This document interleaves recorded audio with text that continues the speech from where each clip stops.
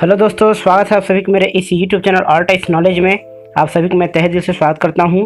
और आज की इस वीडियो में हम लोग छत्तीसगढ़ टेट शिक्षक पात्रता परीक्षा है जो कि 2011 में हुआ था, उसका ये साल और पेपर लेके आए हैं।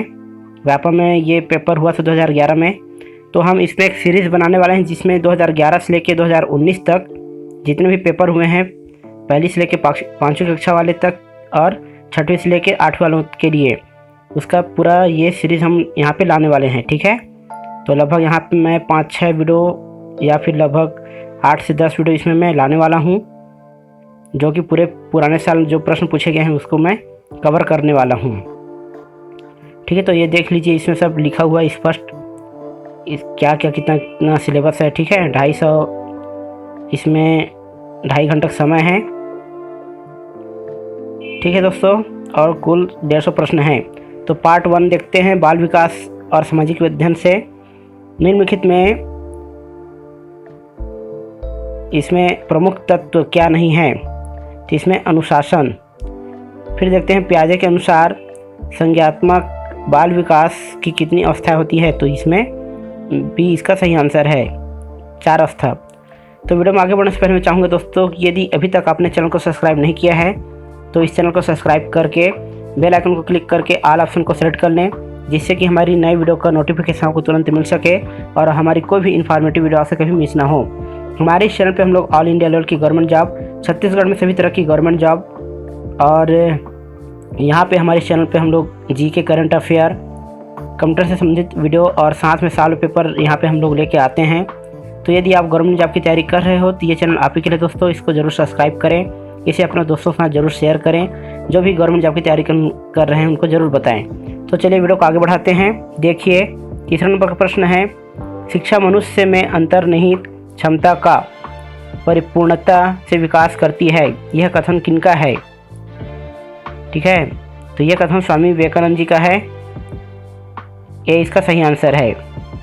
फिर देखते हैं अगला प्रश्न है, सीखने के प्रयास और मूल सिद्धांत के प्रतिपादक हैं। तो ये 20 का सही आंसर है।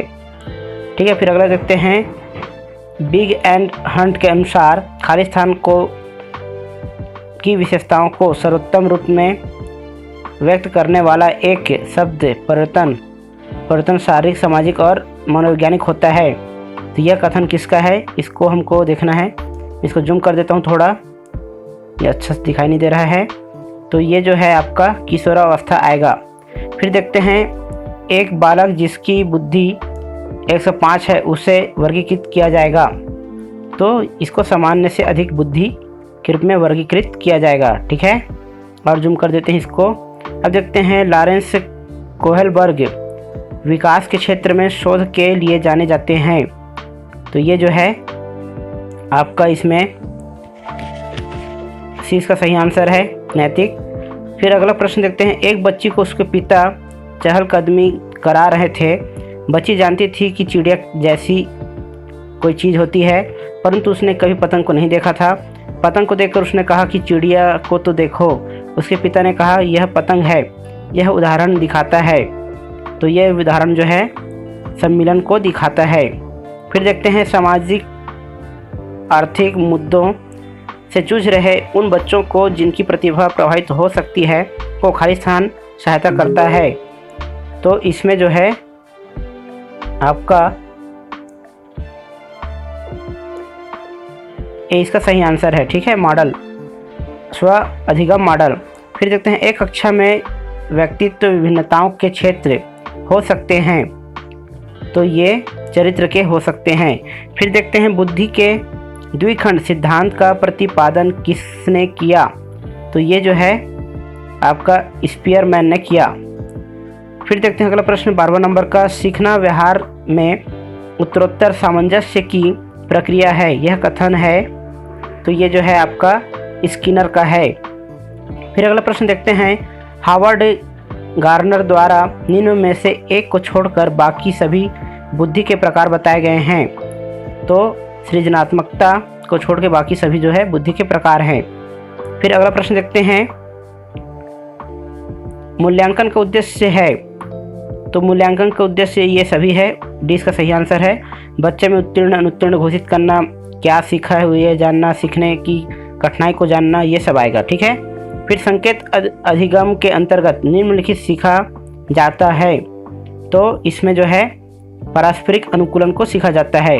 फिर पियाजे के अनुसार, ये बहुत महत्वपूर्ण है, पियाजे से प्रश्न पूछा जाएगा। बच्चा अमूर्त स्तर पर चिंतन, बौद्धिक क्रियाएं और समस्या समाधान किस अवस्था में करने लगता है? तो औपचारिक संक्रियात्मक अवस्था, जो कि 11 से 16 साल का है, इसमें करता है। ठीक है। फिर अगला प्रश्न देखते हैं, कौन सा सीखना स्थायी होता है?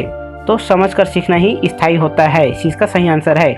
अगला प्रश्न देखते हैं, एक 13 वर्षीय बालक बात बात पर अपने बड़ों से झगड़ा करने लगता है और हमेशा स्वयं को सही साबित करने की कोशिश करता है, तो वह क्या किस अवस्था को दर्शाता है? तो ये जो है किशोरावस्था को दर्शाता है। फिर देखते हैं, निम्नलिखित में से क्या बच्चों के सृजनात्मकता के विकास में सहायक नहीं है? तो क्या नहीं है इसमें? भाषण। फिर देखते हैं, सीखने की क्लासिकल कंडीशनिंग सिद्धांत प्रतिपादन किया था, तो पावलोव ने किया था। तो जो भी अभी सीटेट का दिलाने वाले हैं, इस वीडियो को पूरा जरूर अंत तक देखेगा। फिर देखते हैं, जन्म के समय लगी चोट या भ्रूण क्षति की वजह से आई मानसिकता मंदता कहलाती है, तो ये जो है जैविक मंदता कहलाती है। फिर अगला प्रश्न देखते हैं, कौन सी विशिष्ट अधिगम विकलांगता का उदाहरण है? तो 20 का सही आंसर है, डिसलेक्सिया विकलांगता का विशिष्ट अधिगम उदाहरण है। ठीक है दोस्तों, वीडियो पूरा अंत तक जरूर देखिएगा। जो भी फाइनल ईयर में डीएड बीएड कर रहे हैं उनके लिए वीडियो है। फिर देखते हैं, शिक्षा में फ्राबेल का महत्वपूर्ण योगदान था। खालिस्तान का विकास इसमें किंडरगार्टन का, और जो डीएड बीएड फर्स्ट ईयर में वे भी इस वीडियो को जरूर पूरा देखिए। ठीक है, उनके भी काम आएगा ये अगले साल के लिए। तो देखिए 24 नंबर का प्रश्न है, सी इसका सही आंसर है। ठीक है। फिर देखते हैं 25 नंबर का, सीखने का वह मॉडल जो बच्चों की सृजनात्मकता को उत्प्रेरित करता है, तो ये जो है रचनावादी मॉडल है। ठीक है। प्रश्न देखते हैं, सामाजिक अधिगम आरंभ होता है, तो ये जो है संपर्क से आरंभ होता है। फिर अगला प्रश्न देखते हैं, बालक के शारीरिक और व क्रियात्मक विकास की दिशा होती है, तो सिर से पैर तथा शरीर के मध्य से बाहर की ओर। ठीक है। अगला प्रश्न देखते हैं 28 नंबर का, तो ये इसका विकास होता है। फिर श्रवण बाधित बच्चों को पढ़ाने के लिए क्या प्रयुक्त की जाती है? तो सांकेतिक भाषा को प्रयोग किया जाता है। फिर बालक का विकास परिणाम है, तो ये वंशानुक्रम तथा वातावरण की अंतः प्रक्रिया का है। फिर अगला प्रश्न देखते हैं 30 नंबर का, परीक्षा के स्थान पर सतत और व्यापक मूल्यांकन गुणवत्ता मूलक शिक्षा के लिए अधिक उपयुक्त है, क्योंकि इसमें उपरोक्त सभी आएगा। इसमें संज्ञात्मक क्षेत्र का मूल्यांकन किया जाता है, सह संज्ञात्मक क्षेत्र का मूल्यांकन किया जाता है, मूल्यांकन सतत एवं व्यापक क्षेत्रों का होता है। फिर देखते हैं, यहाँ पे पार्ट 2 हिंदी का है, कौन सा व्यंजन त वर्ग का नहीं है? तो म इसमें त वर्ग का नहीं है, बाकी त थ द ध न ये बाकी सब त वर्ग का है। फिर देखते हैं, राजा नगर में आए अर्थ के अनुसार यह वाक्य निम्नलिखित में से किस प्रकार के अंतर्गत है? तो ये जो है विधानार्थक वाक्य, इस तरह से प्रश्न पूछे जाएंगे, इसको आप जरूर ध्यान रखिएगा। फिर अगला प्रश्न देखते हैं, निम्नलिखित शब्दों में से संबंध बहुब्रीहि समासिक शब्द है, तो दशानन बहुब्रीहि है जिसके 10 सिर हो। ठीक है। फिर देखते हैं, इस वाक्य में किस लोकोक्ति का प्रयोग होगा? तीर्थों के पंडे पुजारी प्रायः ऐसे यजमानों की खोज में रहते हैं जो खालिस्तान हो, जो आँख के अंधे और गांठ के पूरे। ये जो है लोकोक्ति है, मतलब कि जो बिना सोचे जो पैसा सा दे देते हैं। ठीक है, ये इसका सही आंसर आएगा। फिर अगला प्रश्न देखते हैं 35 नंबर का, मैं अपना सिर खुजाता हूँ इस वाक्य में है, तो ये जो है आपका सकर्मक क्रिया है, सिंपल बता रहा है कि मैं अपना सिर खुजलाता हूँ। फिर बोलते हैं, अगला प्रश्न देखते हैं, मैं खाना खा चुका तब वह आया, इस वाक्य है, यह वाक्य जो है मिश्र वाक्य है, क्योंकि देखिए यहाँ पे दो अलग अलग वाक्य है। मैं खाना खा चुका ये एक अलग वाक्य है, तब वह आया ये अलग वाक्य है। ठीक है, ये दोनों जो है अलग अलग पूर्ण वाक्य है, तो इसलिए यह मिश्र वाक्य होगा। फिर अगला प्रश्न देखते हैं, मेरा कुत्ता काला है, इस वाक्य में काला शब्द क्या है? तो काला जो है किसी भी चीज़ की विशेषता बता रहा है, ठीक है। तो ये जो है विशेषण है। मेरा कुत्ता, कुत्ता क्या हो जाएगा? सर्वनाम हो जाएगा। मेरा मतलब कि संज्ञा हो जाएगा, ठीक है। और काला जो है उसका विशेषण है, विशेषता बता रहा है कि कुत्ता कैसा है, काला है। फिर देखते हैं निम्नलिखित वाक्य में एक विराम चिन्ह का लोप है, यह विराम चिन्ह कौन सा है? वाक्य देखते हैं, आप एक ऐसे मनुष्य की खोज कराइए, कामा, जिसने कभी दुख का नाम न सुना हो। तो यहाँ पे क्या होगा? तो ये जो है आपका आश्चर्यसूचक विराम चिन्ह ये होगा, ठीक है। सॉरी, तो इसका जो आंसर है वो दोस्तों ये गलत है, इसमें ऑप्शन जो है तो इसको विलोपित कर दिया गया था, ठीक है, व्यापम के द्वारा। फिर अगला प्रश्न देखते हैं, संस्कृत के मूल शब्द जो हिंदी भाषा में प्रचलित है वो कहलाते हैं। तो ये जो है तत्सम शब्द कहलाते हैं, सी इसका सही आंसर है। फिर अगला प्रश्न देखते हैं, एक अनार सौ बिनार सभी जानते हैं, ये जो है लोकोक्ति है। फिर कोप शब्द का पर्यायवाची शब्द है अमर्ष, सी इसका सही आंसर है। कोप मतलब कि क्रोधित होना, अमर्ष मतलब कि रुष्णा, क्रोध करना, ये है, ठीक है। फिर भिन्न भिन्न स्वरों के मेल से जो स्वर उत्पन्न होता है उसे क्या कहते हैं? तो उसको संयुक्त स्वर कहते हैं, ठीक है। कई सारे स्वर मिलके बनते हैं तो उसको। फिर देखते हैं, गौरव गाथा इन दोनों शब्दों के बीच में लगा चिन्ह कहलाता है, तो योजक चिन्ह कहलाता है। फिर अगला प्रश्न देखते हैं, पाकिटमार शब्द में समास है, तो इसमें द्वंद्व समास है, सॉरी तत्पुरुष समास है ये पाकिटमार में। फिर देखते हैं, प्रधान अध्यापक की बातें सुनकर मैं शर्म के मारे चुप हो गया, रेखांकित वाक्यांश का भाव किस मुहावरे से व्यक्त होता है? तो 20 का सही आंसर आएगा, अपना सा मुँह लेकर रह गया, ठीक है। फिर आंखें दिखाना मुहावरे किस अर्थ में प्रयुक्त होता है? तो क्रोध करना, क्रोध से देखना इसमें प्रयुक्त होता है। फिर देखते हैं अगला प्रश्न, कहू रावण रावण जग केते पद में रावण शब्द का प्रयोग क्रमशः हुआ है। तो एक बार रावण का शब्द का प्रयोग जो है व्यक्तिवाचक के रूप में हुआ है और एक बार उसका प्रयोग जो है जातिवाचक संज्ञा के रूप में हुआ है, ठीक है। कि रावण मतलब कि जाति मतलब राक्षस, मतलब कि जो राक्षस प्रवृत्ति का हो। फिर देखते हैं 48 नंबर का, भगवत भक्ति में संधि है, तो ये व्यंजन संधि है। फिर अनुकरणी में लगा प्रत्यय है, तो ई बड़ा ई की मात्रा है, तो डी इसका सही आंसर है। फिर वर्तनी की दृष्टि से कौन सा शब्द सही है? तो द्वंद्व जो है डी इसका सही आंसर है। फिर अगला प्रश्न देखते हैं, किस वाक्य के अंश को हम निम्नलिखित में से क्या कहेंगे? तो किसी वाक्य के अंश को हम पदबंध कहेंगे, ठीक है। फिर देखते हैं, रहीमन पानी राखिए बिन पानी सब सुन, पानी गए ना उभरे मोती मानस चुन। इस शब्द की शक्ति पहचानना है इसमें। तो यहाँ पे व्यंजना शब्द शक्ति है, मतलब कि व्यंग मारा गया है रहीमन जो कवि हैं उनके द्वारा। तो मनुष्य को अपना इज्जत मान सम्मान संभाल के रखना चाहिए, ऐसा इसमें बोला गया है। फिर देखिए, जिस मूल शब्द का विकार होने से क्रिया बनती है उसे क्या कहते हैं? तो उसे धातु यौगिक धातु कहते हैं, ठीक है। फिर देखते हैं, संज्ञा का वह रूप जिसके क्रिया के आधार का बोध होता है उसे क्या कहते हैं? संज्ञा का वह रूप जिसमें क्रिया के आधार का बोध हो तो उसको अधिकरण कारक कहेंगे, ठीक है। फिर अगला प्रश्न देखते हैं, यहाँ पे देखिए ये गद्यांश दिया हुआ है 55 से लेकर 57 के लिए, उसको पढ़ के आपको प्रश्न का उत्तर देना है। इसे मैं फटाफट बता रहा हूँ, ठीक है। जीवों और उनकी परस्पर क्रियाओं का अध्ययन ही पारिस्थितिकी या इकोलॉजी कहलाता है। जीव अपने पर्यावरण के अजीव तत्वों या घटकों से क्रिया करते हुए सम्मिलित रूप से एक तंत्र का निर्माण करते हैं, इसे पारिस्थितिकी तंत्र या इको तंत्र कहा जाता है। विभिन्न इको तंत्रों का संगठन भिन्न भिन्न होता है। इको तंत्र यथार्थ में कार्बनिक या जैविक और अकार्बनिक या अजैविक घटकों की आपस में अंतःक्रियाओं और उनकी परस्पर निर्भरता का समुच्चय है।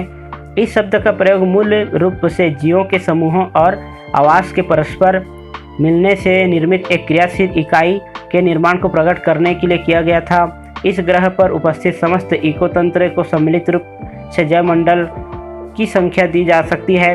पारिस्थितिकी तंत्र के घटकों में सूर्य का प्रकाश, अकार्बनिक पदार्थ, कार्बनिक पदार्थ, जलवायु, उत्पादक, उपभोक्ता, सूक्ष्म बड़े उपभोक्ता शामिल है। इको तंत्र को सुरक्षित रखते हुए विकास की योजना निर्माण क्रियान्वयन हमारी जिम्मेदारी है, इस तरह से इसमें है। तो देखिए, जीवों और उनके पर्यावरण की परस्पर क्रियाओं का अध्ययन कहलाता है, तो ये इकोलॉजी कहलाता है। ठीक है, जो जीवों का अध्ययन करते हैं। अब देखते हैं पृथ्वी पर उपस्थित समस्त इकोतंत्र क्या कहलाएगा? जैवमंडल कहलाएगा, भी इसका सही आंसर है। फिर अगला प्रश्न देखते हैं, पारिस्थितिकी तंत्र या इकोतंत्र का यह घटक नहीं है, तो परमाणु ऊर्जा इसका घटक नहीं है।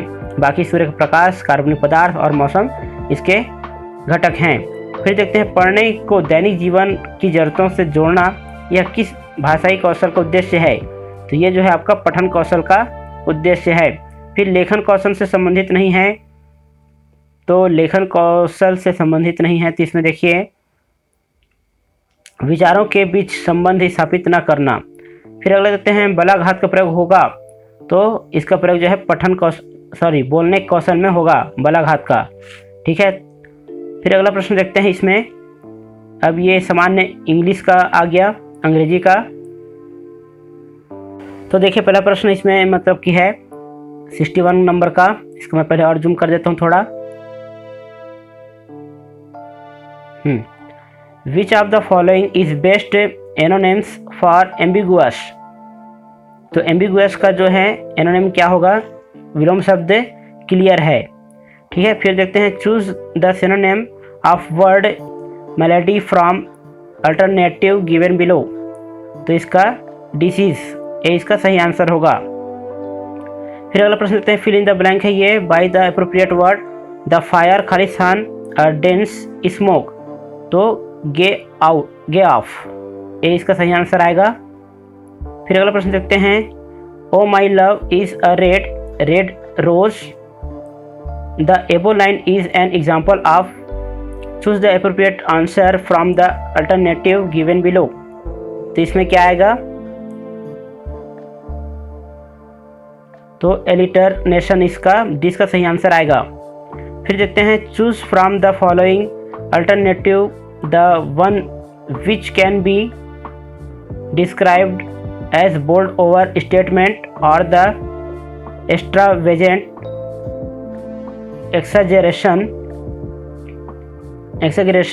of fact or possibility। तो इसमें इसका हाइपरबोल इसका सही आंसर होगा। फिर देखते हैं, फिल इन द ब्लैंक है ये, correct determiner in the following sentence दिया है, we must be quick, we खालिस्तान हैव टाइम, तो वी हैव लिटिल टाइम, भी इसका सही आंसर आएगा। ठीक है। उसके बाद देखते हैं, we have won the match is in this sentence, hurrah is, ये जो है इंटरजेक्शन है, मतलब जो खुशी के लिए बोलते हैं, वाह हम लोग जीत गया ऐसा टाइप से, तो उसके लिए ये वर्ड यूज़ होता है। ठीक है, इंटरजेक्शन है ये। फिर अगला प्रश्न देखते हैं, to go through thick and thin is to, ये क्या होगा? ये have many kinds of experience, जिनको होता है ये उनके लिए यूज़ किया जाता है। फिर my grandfather is 19 but he is as fit as a fiddle, तो choose the appropriate word which describes the meaning of the underlined word। as fit as fiddle का इसका क्या होगा? in a very good physical condition, ये इसका सही answer है। फिर देखते हैं, blind justice was not on his side, choose the appropriate figure of speech for above sentence। तो इसका क्या होगा? इसका सही आंसर होगा पर्सोनिफिकेशन। ठीक है दोस्तों। फिर अगला प्रश्न देखते हैं 71 नंबर का।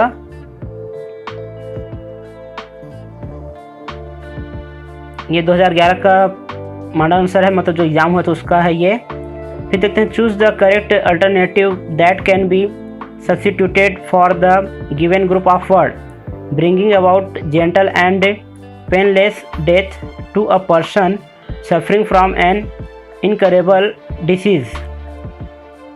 तो इसमें बोला गया है जो बीमारी से गुजर है। ठीक है, तो इसका जो है आंसर जो है ऑथेंसिया, इसका सही आंसर रहेगा। एंथेसिया। ठीक है, फिर देखते हैं फिल इन द ब्लैंक है, इसमें सही आंसर होगा how are you, I am fine thank you. किसी को पूछते हैं ना हाउ आर यू, उसके बाद आंसर देते हैं रिप्लाई में I am fine thank you, ऐसा करके। फिर इसमें pick out the appropriate word from the given choices to fill in the blank in the following sentence. तो देखिए सेंटेंस है by the time the doctor arrived the patient had dead, patient मर चुका था। ठीक है, पेशेंट हैज डाइड। ठीक है, उसके बाद देखते हैं it is a feather in your cap, it means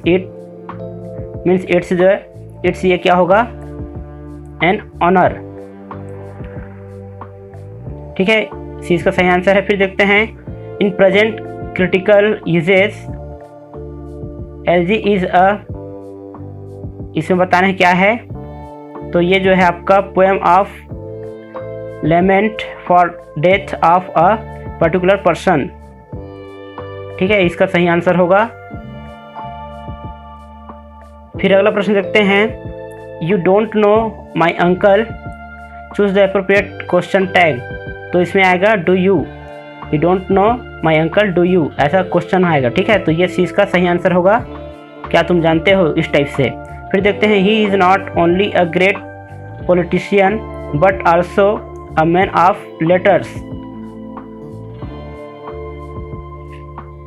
तो इसमें जो है अंडरलाइन में जो दिया हुआ है अ मैन ऑफ लेटर्स, तो इसका जो वाक्य है वो किसके लिए यूज़ किया गया है, स्कॉलर विथ लिटरली टेस्ट के लिए।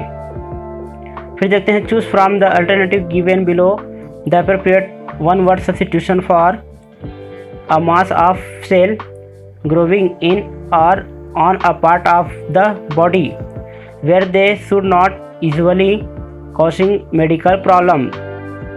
इसका सही आंसर होगा टर्नर। ठीक है, फिर देखते हैं choose the appropriate one from the transcription given below for the word boy. तो ए इसका सही आंसर होगा BUI। ठीक है, तो इसका सही आंसर है। फिर अगला प्रश्न देखते हैं 80 नंबर का प्रश्न है।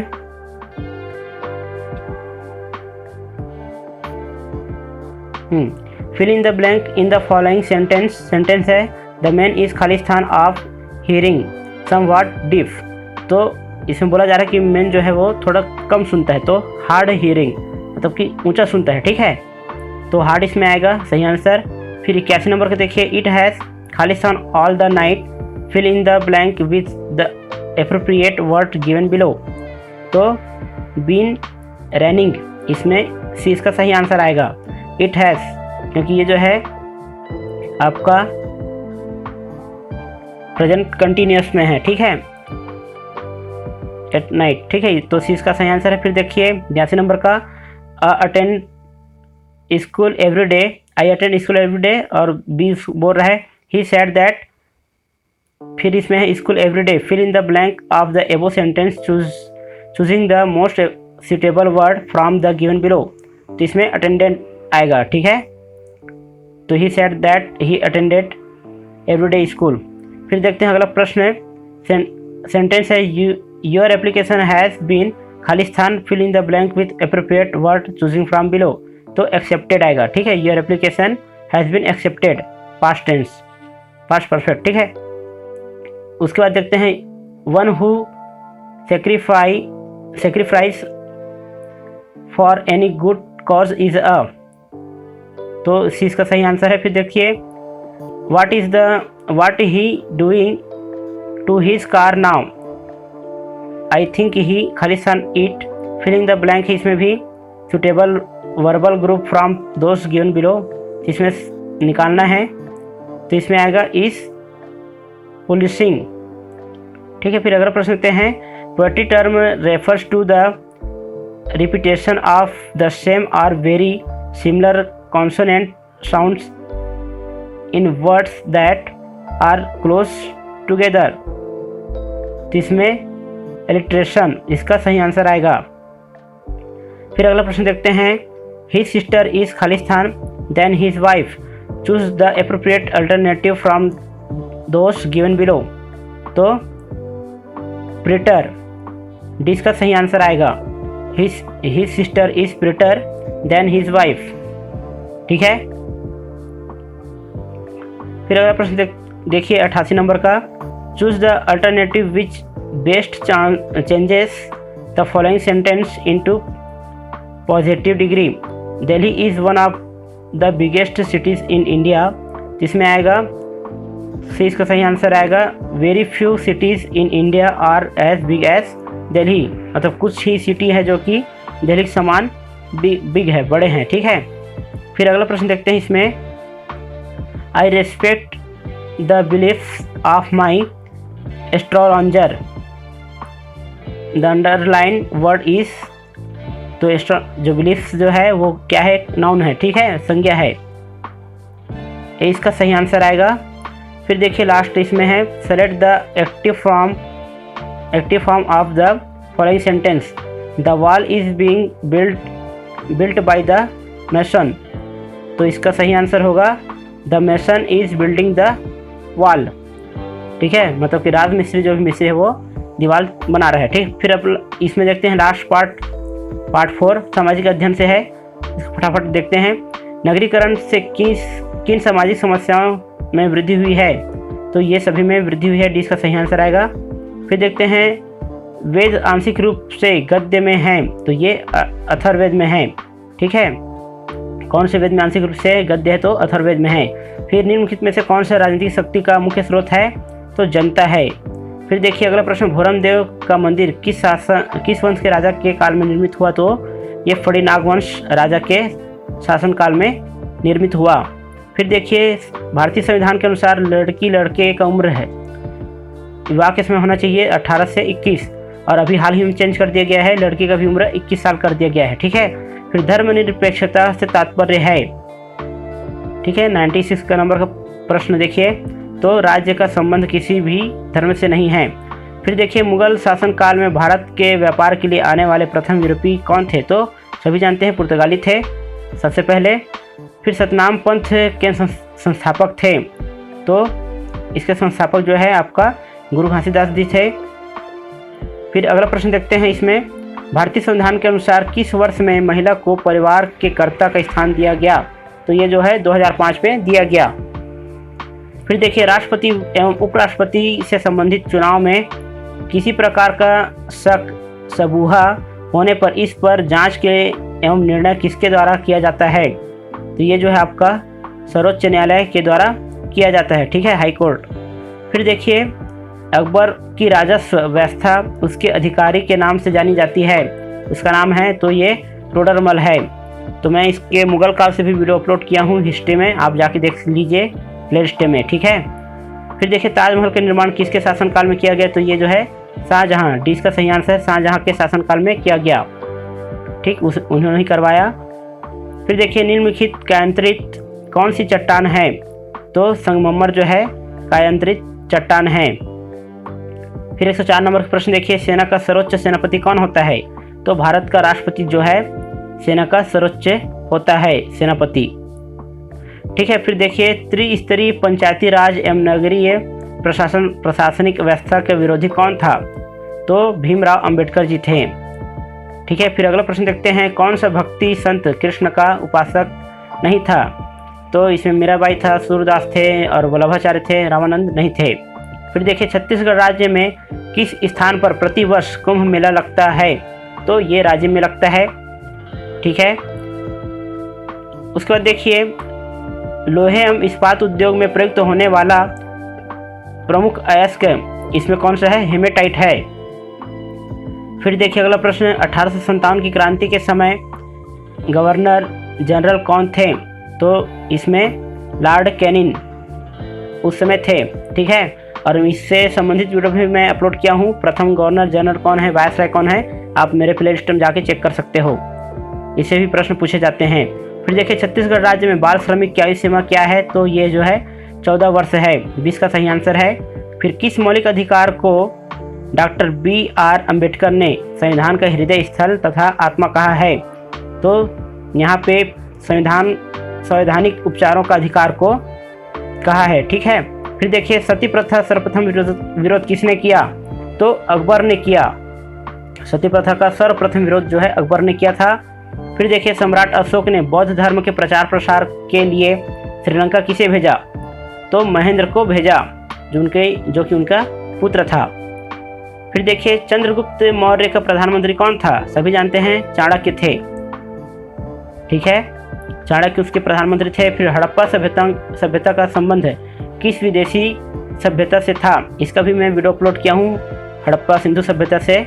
इसका भी पेपर आता ही है प्रश्न, बेबीलोनिया से था। फिर प्रधानमंत्री क्या है?